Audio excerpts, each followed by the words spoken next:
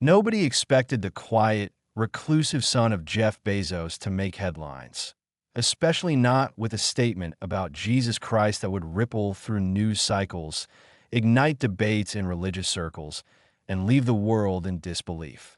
But it all began in the most unassuming way.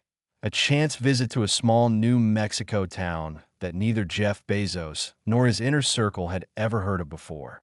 It was early spring when Preston Bezos, then in his late 20s, decided to take a sabbatical from public life. The tech world had known him as the cautious, enigmatic heir to the Amazon legacy. Though he never officially stepped into his father's shoes, the media watched his every move, waiting to see whether he would pick up the mantle or carve out his own path. Preston, however, seemed uninterested in boardrooms and balance sheets. He studied history and theology at Princeton quietly, rarely appearing in public, never giving interviews. Some speculated that he was trying to distance himself from the vast, often controversial empire his father had built.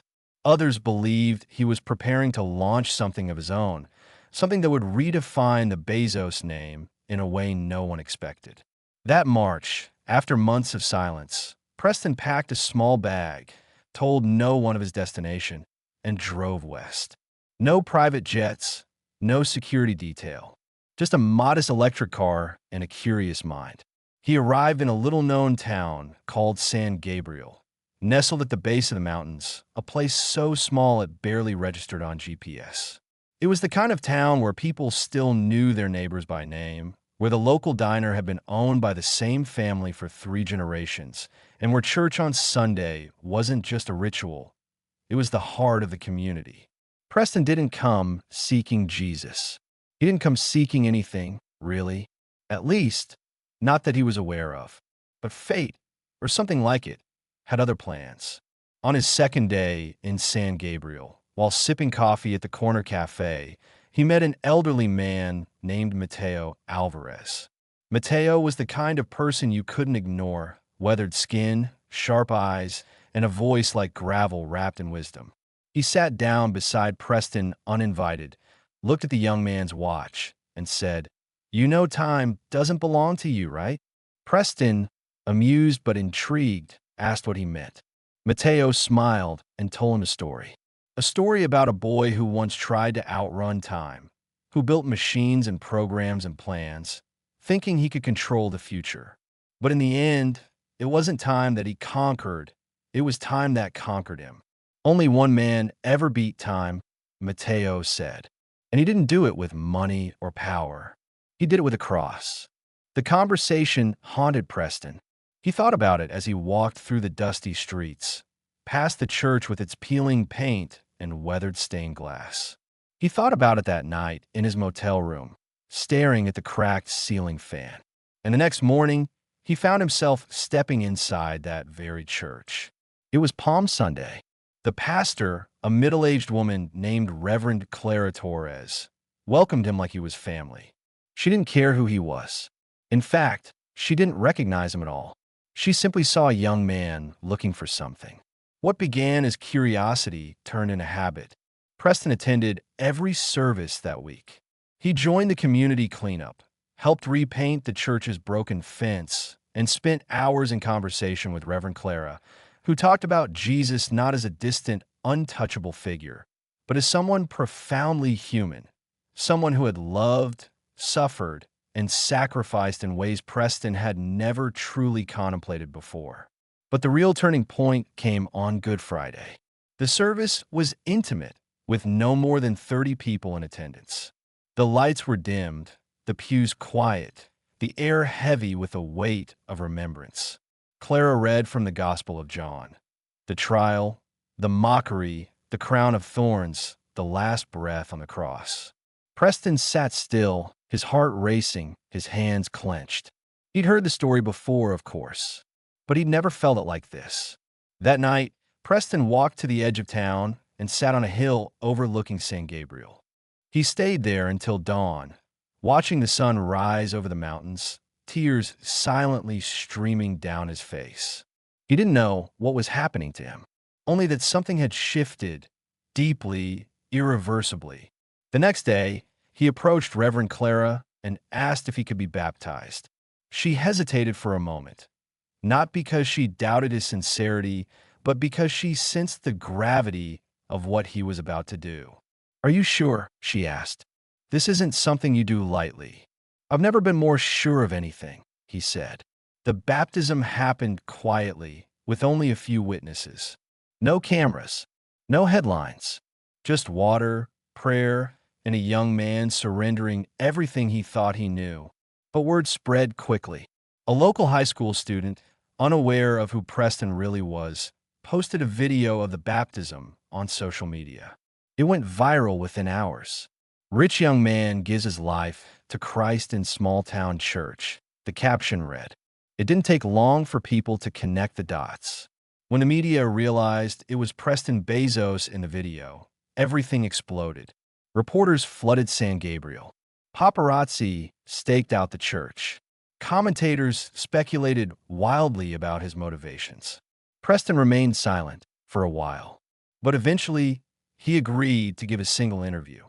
It wasn't to a major news outlet or a streaming platform. Instead, he chose a little-known Christian podcast run by a former addict named Daniel Whitmore, whose raw, unfiltered stories of redemption had quietly touched thousands. The interview lasted 3 hours. In it, Preston spoke about growing up surrounded by opulence but haunted by emptiness, about searching for purpose in education, technology, even philanthropy. But nothing filled the void until San Gabriel. Until Jesus. Then came the moment that would leave millions speechless. Daniel asked, "What would you say to people who believe Jesus is just a myth, a figure of history, not divinity?" Preston paused. He looked straight into the camera and said, "I used to think that too. I thought Jesus was an idea, a symbol of hope, maybe even a revolutionary. But not God, not real. I couldn't comprehend a God who would choose suffering, a God who would die. But then I realized the most powerful thing a being could do is not to dominate, but to surrender. Jesus didn't lose on that cross. He won, not by force, but by love. And when I stood on that hill outside San Gabriel, I felt that love, not as a concept, but as a presence. Jesus didn't meet me in a cathedral or a lecture hall. He met me in a dusty church with peeling paint. And he spoke to me through people who had nothing to gain by lying. People like Mateo, Clara, and even that old wooden cross at the altar. That's how I know he's real. Because he came for me, and I didn't even know I needed saving. The clip was viewed over 90 million times in 3 days. Churches across the world shared it during Easter services. Atheists and skeptics debated its implications. Some mocked it. Others wept. Jeff Bezos, notoriously private about his personal beliefs, made no public statement. But insiders claimed he watched the video alone, then scheduled a week off, the first in years. Preston never returned to corporate life. He moved permanently to San Gabriel, where he started a nonprofit focused on helping young people find purpose beyond wealth and status. He turned the motel he had stayed in into a retreat center. Every month, he led a Bible study for anyone who wanted to attend. No cameras, no fanfare. And every Good Friday, he walked to that same hill, now known locally as the Turning Point, where a simple wooden bench bears the inscription. He met me in the dust. Preston's decision to stay in San Gabriel puzzled many and infuriated some. Investors had long eyed him as the next great innovator, a mind capable of carrying the Bezos name into a new frontier of influence. Tech blogs ran headlines like "Heir to a Fortune," but no appetite for power, and Preston Bezos chooses faith over fortune. Billionaire circles whispered behind closed doors, some genuinely concerned, others scoffing at what they called a spiritual detour. But none of that seemed to matter to Preston. He spent his mornings cleaning the church grounds, not because anyone asked him to, but because it brought him peace. He learned to cook meals with the volunteers at the local shelter, memorized names and birthdays of every child at the community center, and led quiet prayer walks through the mountain trails with nothing but a Bible in his hand and silence in his heart. He wasn't trying to prove anything. He was just finally living with purpose. But the story didn't end there. In late summer, nearly 6 months after his baptism, Preston was invited to speak at a private retreat hosted by a global philanthropic foundation. It was held in Austria, in a centuries-old monastery that had been converted into a think tank. The invite came not because of his family name, but because someone on the board had watched his interview on the podcast and was deeply moved. He accepted the invitation reluctantly. When he arrived, the event was already buzzing with CEOs, philosophers, artists, scientists, and thought leaders from all over the world.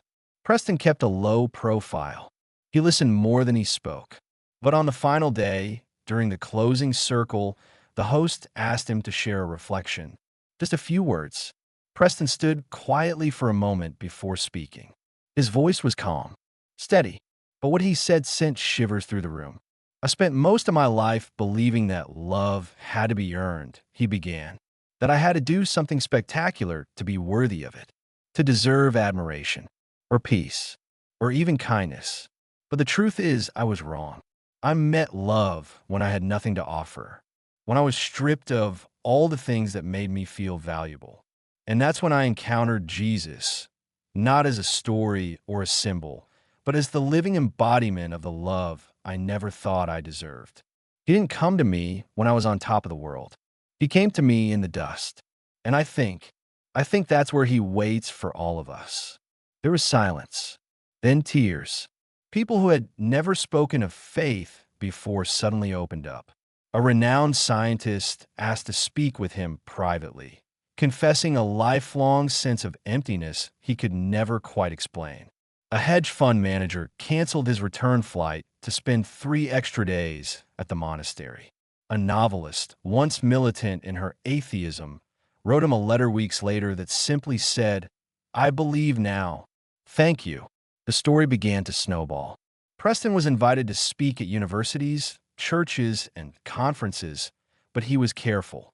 He declined more invitations than he accepted. "This isn't about me," he would say. "This is about Christ." And yet, wherever he went, things changed. At Yale, a philosophy professor who had publicly mocked religion for decades stood up during a Q&A and said, "You've made me reconsider everything I've taught." In Tokyo, after a quiet panel on ethical innovation, a room full of tech entrepreneurs knelt together and prayed, most for the first time in their lives. In South Africa, a former gang leader heard Preston's testimony in a prison chapel and broke down sobbing, asking to be baptized immediately. But the most unexpected ripple effect came from a letter, one that was never meant to be seen. It was written by Preston to his younger self, a personal exercise he had completed as part of a spiritual retreat. Somehow, through a clerical error or divine intervention, the letter was mistakenly sent to a journalist working on a profile of him. The journalist, thinking it was part of the press kit, published it without verifying. It was raw, unpolished, and heartbreakingly honest. In it, Preston wrote, "You think you're broken. You think no one sees you unless you succeed. You hide behind sarcasm and silence and smarts, but you're terrified that if people really knew you, they'd walk away. But listen to me. There's a God who knows you better than you know yourself, and he's never walked away. He watched you in every sleepless night, every panic attack, every fake smile at a family event. He saw it all, and he stayed. He waited. And when you were ready, he met you, not with judgment, but with love. Pure, fierce, unstoppable love. And that love changed everything." The letter was shared millions of times. It became a printed card in rehab centers, a framed quote in counseling offices, a bookmark in Bibles handed out at youth camps. Preston had never intended it to be public, but now that it was, he didn't fight it. If it helped someone, he said, let it live. But the real shock came when his father finally spoke out. It was during an onstage interview at a global space and tech forum. The moderator, gently steering the conversation toward Preston's recent transformation, asked Jeff Bezos what he thought of his son's journey. The audience expected a guarded response, a deflection. maybe even discomfort. Instead, Jeff leaned forward and said, "Preston's braver than I ever was. He's asking questions most people spend their whole lives avoiding. I used to think legacy was about what you build. Now I think maybe it's about who you become." The crowd went silent. He continued, "I visited St. Gabriel. Quietly. No press. I walked into that old church where my son gave his life to Christ. I sat in the back pew and just listened. For the first time in a long time, I didn't feel like the richest man in the room. I felt like a man who was missing something. And my son, he helped me find it." Though Jeff never confirmed whether he had committed to faith himself, those closest to him said he was changed. Less guarded, more thoughtful. He spent more time with his children, donated anonymously to dozens of small churches and shelters across the U.S. And in a rare private note to Preston, leaked only years later, he wrote, "You gave me back something I didn't know I'd lost." Years passed. Preston never wrote a book, never started a megachurch, never asked for donations. He simply lived. He married a local schoolteacher named Anna, whose quiet strength and deep compassion matched his own. Together, they raised 2 children in the same little town that changed his life. He still led Bible studies on Thursday nights and swept the church steps every morning. But to those who encountered him, whether in person or through his words, he was more than a man. He was a reminder that faith doesn't always come through lightning bolts and miracles. Sometimes it comes in silence, in dust, in a conversation with a stranger in a cafe, in a tear shed on a mountaintop. And what he said about Jesus, that one statement, continued to echo across generations. He didn't win by power. He won by love. The autumn after Preston's story reached the world, something remarkable began to unfold. Not just in San Gabriel or among the circles of influence that knew his name, but in corners of the world where his family's legacy had never mattered. In Nairobi, a group of young entrepreneurs launched a movement they called the Dust Project, inspired by his now famous quote, "He met me in the dust." Their mission wasn't to build apps or create new crypto protocols. It was to serve their communities in practical, tangible ways. They cleaned slums, built homes, donated profits from their small businesses to orphanages and church food programs. They had never met Preston. They had only watched the clip, read the letter, and found themselves weeping, not out of sorrow, but out of recognition. They saw themselves in his emptiness, and in his redemption, they found hope.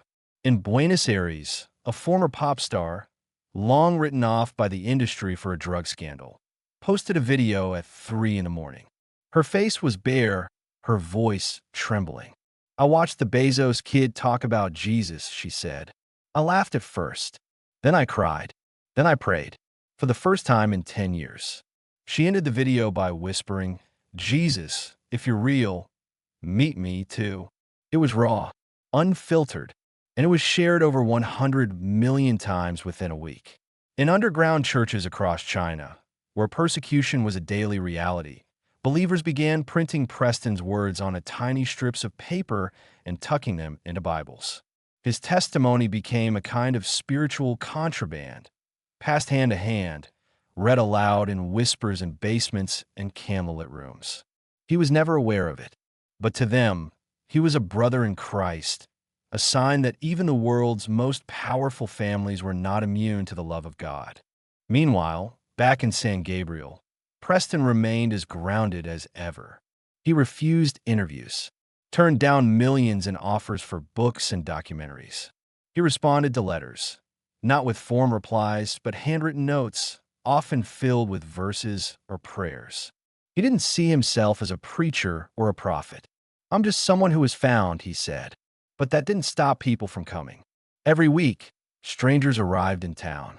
They filled the back pews of the church, hoping to catch a glimpse of the man whose words had pierced their hearts. Preston never put himself on a pedestal. In fact, he rarely spoke from the pulpit. Most Sundays, he sat among the congregation like anyone else. But people came anyway, not for him, but for what they believed had found him. Reverend Clara, still pastoring faithfully, once said, "Revival didn't come to San Gabriel because of a billionaire's son. It came because God still meets people where they are, even in the dust." Then came the day that changed everything again. It was Easter Sunday, 2 years after Preston's public testimony. The church was full, overflowing into the lawn outside. Preston hadn't planned to speak, but after the final hymn, Reverend Clara looked at him from the pulpit and simply said, "Would you come up here for a moment?" He hesitated, then walked to the front. The crowd fell silent. "I wasn't planning to say anything," Preston began, "but maybe that's when God speaks the loudest. When we don't plan." He looked out at the faces, locals, travelers, skeptics, seekers. "I don't have answers for every question. I can't explain every mystery. But I've learned something about the character of God that I can't keep quiet anymore. Jesus, he doesn't just save the humble and the broken. He also pursues the proud, the powerful, the ones who think they don't need saving. I was one of them. I had everything, but I was hollow, and he filled me. Not with noise, not with success, but with peace. Deep, unshakable peace. The kind that doesn't leave when the lights go out. The kind that can't be bought." He paused. "I didn't find him. He found me. I was never the hero in this story. He was. He is." And then, unexpectedly, he dropped to his knees and began to pray. Not with fanfare, not with theatrics, just a man speaking to his Savior in front of everyone, as if it were just the two of them. People followed. One by one, hundreds dropped to their knees. Some cried. Others closed their eyes in reverence. Even those watching from lawn chairs or standing along the road joined. The air was thick with the presence of something holy, something real. That moment was recorded only by a few cell phones. No media, no live stream, but the videos surfaced days later, and the world saw it. Hundreds of people, many of them strangers, kneeling together in the grass in a tiny mountain town, not for fame or spectacle, but for Jesus. It was dubbed the Easter silence. News anchors called it eerie, beautiful, unexplainable. Theologians called it revival. Preston called it grace. Later that year, Time magazine ran a cover story, "The Boy Who Pointed to the Cross," how Preston Bezos quietly sparked a global spiritual movement. The article traced the shift in how young people around the world began to speak about faith, not as obligation or tradition, but as encounter. Real, living encounter. Mental health statistics began to shift in communities influenced by the movement. Churches that had been empty for decades reopened. Pastors who had nearly quit found new strength. People across class, culture, and continent were whispering the same phrase. "He met me in the dust." The phrase appeared on billboards, tattoos, graffiti walls, worship songs. It was painted on a refugee tent in Turkey, sewn into the back of a denim jacket worn by a young girl at a protest in Berlin, spray painted on an abandoned bridge in Detroit. And yet, Preston remained unshaken by fame. He spent most of his days tending to a vegetable garden behind the church, teaching his kids how to ride bikes, and sitting with the dying at a hospice care center, just holding hands and praying. When asked how he stayed so humble, he would say, "It's not humility, it's clarity. I know who the story is about, and it's not me." And that, perhaps more than anything, was what left people speechless. Not just that Jeff Bezos' son had come to believe in Jesus, not even the radical transformation of his life or the global revival it stirred, but that someone with access to everything this world could offer would walk away from it all. Not bitter, not broken, but radiant, full, at peace. And when his second child was born, a daughter with bright eyes and a quiet laugh, he named her Grace. Not after a trend or a grandparent, but after the thing that changed his life. The thing that found him on a hill in the middle of nowhere. The thing that whispered to a soul drowning in success, "You are loved, just as you are." And so the story continues. Not because of who he was, but because of what he said. And what he said was simple. Jesus didn't lose on that cross. He won. And so did I. It wasn't long before journalists, unable to ignore the growing phenomenon, began tracing the origins of this movement. Every road led back to San Gabriel and to a quiet, unassuming man who kept trying to step out of the spotlight. But the more he stepped back, the more people leaned in. There was a moment, quiet, almost invisible to the media, that would mark a turning point in Preston's journey. One afternoon, Preston received a handwritten letter from a prison in Louisiana. It was from a man named Luther Kane, a convicted killer serving life without parole. The letter was raw, filled with pain, anger, and confusion. But it ended with 5 words that stopped Preston cold.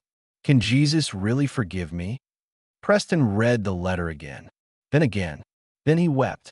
That night, he stayed up praying.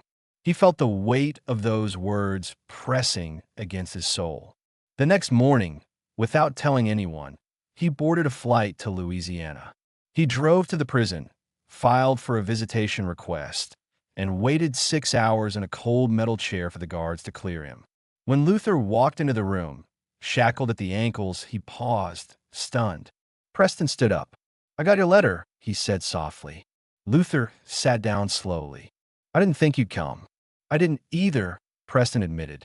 "But I could not come." For the next 4 hours, they talked. Preston didn't preach. He didn't try to offer simple answers to unspeakable pain. He just listened. And when the time felt right, he opened his Bible to Luke 23 and read the story of the criminal on the cross beside Jesus. He didn't get baptized. He didn't do anything to earn it. He just said, "Remember me," Preston said. And Jesus didn't hesitate. Luther sat still for a long time. Then he whispered, "I want that." So in the corner of a cold, gray prison visitation room, with nothing but a bottle of water from the vending machine, Preston bowed his head and led Luther in a prayer. The man who had once taken a life gave his own to Christ that day. Luther's transformation was slow but steady. He became a leader in the prison ministry. He wrote letters of apology to the families he had harmed. He taught fellow inmates how to read the Bible. And in a later interview, he said, "I'll never get out of here. But for the first time, I'm free." That story never made headlines, but it reached hearts. Preston's ministry didn't operate from a stage. It moved in silence, in letters, in prison cells, in hospital waiting rooms. It became a whisper of hope in a world that had shouted itself hoarse. In time, a new generation of believers began to cite Preston's influence, not because he told them what to do, but because he showed them how to be. Among them was a tech prodigy from Seoul who walked away from a $200 million startup to start a nonprofit that built homes for widows. A Hollywood screenwriter who had been on the verge of suicide but found Preston's words online and chose life instead. She later wrote a film called The Dust, inspired by his story. It was about redemption, and though Preston never watched it, he sent her a card. "I prayed for you. Thank you for using your gift to glorify the giver." In Nigeria, a young preacher named Emmanuel began calling himself a son of the dust. His sermons, once fire and brimstone, turned toward mercy and grace. And one night, before a crowd of 10,000, he said, "If Jesus can change the heart of the richest man's son, he can change yours too." Back in San Gabriel, Preston's children were growing up in the same town that had saved their father. They knew who their grandfather was, but to them, Jeff Bezos was just Grandpa Jeff, a man who now preferred to bring books over toys, who read psalms at bedtime and asked questions about heaven. Once, during a rare visit, Jeff stood outside the little white church, watching his son tend the garden with his daughter. He looked at Reverend Clara, now older and slower in her step, and said, "You saw something in him before I did." She smiled. "No, I just didn't look away when God started writing." Preston's last public appearance came during a small leadership retreat in the hills of Montana. He wasn't the keynote speaker. He wasn't even on the schedule. But during an informal fireside chat, one of the attendees asked him, "If you had one last thing to say to the world, what would it be?" Preston looked at the fire for a long time. Then he spoke. Jesus didn't come for the impressive. He came for the willing. And I learned the hard way. It's better to be broken in his hands than whole in your own. Don't waste your life climbing ladders he already came down. Then he smiled, nodded, and didn't say another word that night. That quote became etched on benches in church courtyards, printed on mugs, scrawled on mirrors, tattooed in simple, quiet script on wrists and shoulders. But for all the talk and all the echoes, Preston never stopped pointing away from himself. He believed the most powerful thing a person could do was say, "I was wrong, and he loved me anyway." Years later, after his children had grown and the whispers of the world had faded, a documentary crew requested one final interview with him. He declined at first, but then he wrote a short note that became the final message of his public life. "I don't need to be remembered." He does. And so the story of Preston Bezos, once just a name tied to one of the most powerful men on earth, became something else entirely. Not a tale of rebellion or scandal or fame, but a testimony. A man found peace not in what he had, but in who he met. And what he said about Jesus, well, it didn't just leave people speechless. It left them changed. Years passed. Preston grew older, not in headlines or on stages, but in quiet mornings and faithful evenings, watering the garden behind the church, teaching Bible stories in Sunday school, and praying with the lonely who came not knowing why, but hoping for something real. He wasn't perfect. He never pretended to be. And maybe that's why people listened. He often said, "I don't have all the answers, but I know who does." And that was enough. When his father, Jeff Bezos, became ill late in life, he moved into a quiet estate outside of town, closer to Preston. No media knew. No security followed. The once most powerful man in the world now spent his final months in the company of the one son who had walked away from it all. They talked, often deep into the night, not about stocks or rockets or legacy, but about life, regret, grace, and Jesus. One night, Jeff asked a question that caught Preston off guard. "Do you think there's still time for me?" Preston leaned forward, took his father's hand, and said softly, "There's always time until there isn't." "But he's been waiting for you, Dad." "This whole time."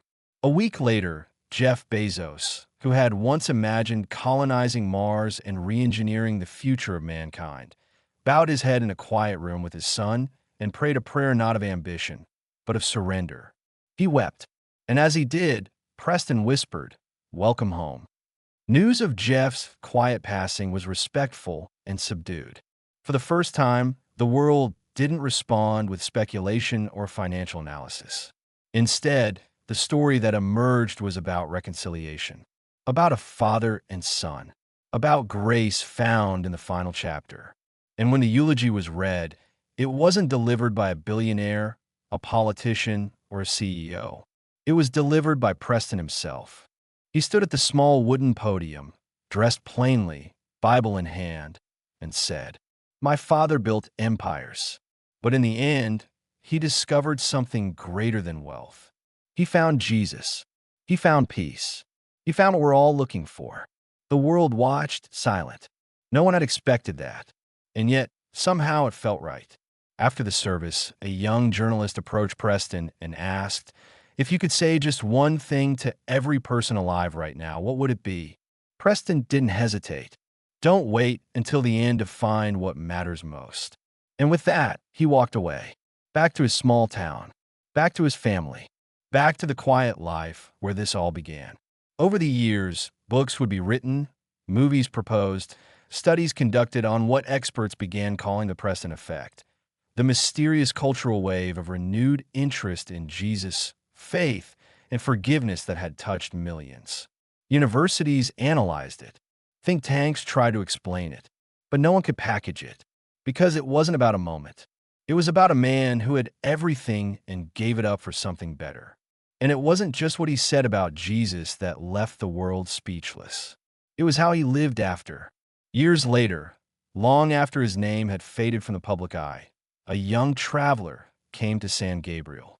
She found the church, overgrown a little, but still standing. She sat in the back row on a Sunday morning and wept. After the service, a man approached her, gray-haired, kind eyes, Bible in one hand, garden soil still under his fingernails. He sat beside her and said gently, "He found you too, didn't he?" She nodded through her tears. Preston smiled, and in the smallest voice, she whispered, "I read what you said about Jesus. I thought if he could change you, maybe he could change me." Preston looked at her, not as a celebrity or a prophet or the son of a billionaire, but as a fellow beggar who had once found bread. And with the same gentle strength he had carried for years, he said, "He already has. That's why you're here." And that was the legacy. Not fame, not fortune, faith. Because what Jeff Bezos' son said about Jesus didn't just leave people speechless. It led them home. The end.